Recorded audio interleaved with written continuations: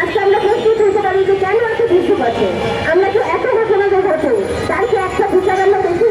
আপনারা সাংবাদিক ভাই বোনরা বলেন, আপনারা কি কোনো বিচারের কথা পত্রিকায় লিখতে পেরেছে? এখানে অনেকটা শাস্তি হয়েছে, লিখতে পারেনি।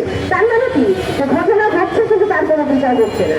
তাহলে আমাদের প্রশ্ন, কেন এই ঘটনা ঘটছে? নারী থেকে সমাজের দৃষ্টিভঙ্গিটা কি? নারী কি সমাজের একটা ভোগের বস্তু? নারী থেকে এই যে ভোগবাদের দৃষ্টিভঙ্গি, নারী থেকে এই যে অবস্থানের দৃষ্টিভঙ্গি, এটাই কিন্তু নারীকে প্রতিনিয়ত কিন্তু একটা অসম্মান, সহিংসতার ঘটনার শিকার হতে হচ্ছে। আজকে আমাদের কাছে প্রশ্ন যে আজকে কেন আমরা নারীরা এখানে দাঁড়াচ্ছি? এত যে সহিংসতার ঘটনা, এত যে ধর্ষণ গণধর্ষণের ঘটনা ঘটছে, সেখানে আমরা কেন নারীরাই কেন দাঁড়াচ্ছি? নারীর প্রতি সহিংসতার ঘটনায় কি নারীকে পৌঁছাবে? সমাজের বিদ্যমান আর কোনো সম্প্রদায়, কোনো পর্যায়ে, কোনো ক্ষেত্রে কোনো নাগরিক নাই যারা এই দিকে একটা কথা বলতে পারেন, একটা প্রশ্ন করতে পারেন? আমরা দেখি দেশের যে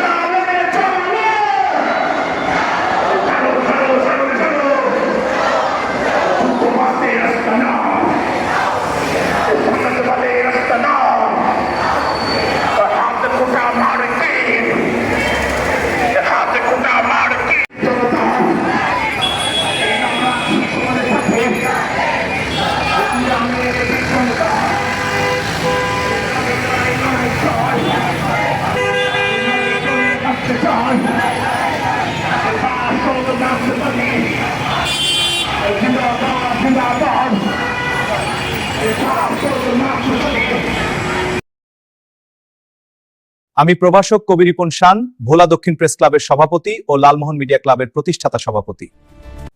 মিডিয়া ক্লাবের উদ্যোগে মঙ্গলবার আসরবাদ ইফতার পার্টিতে সবাইকে আমন্ত্রণ।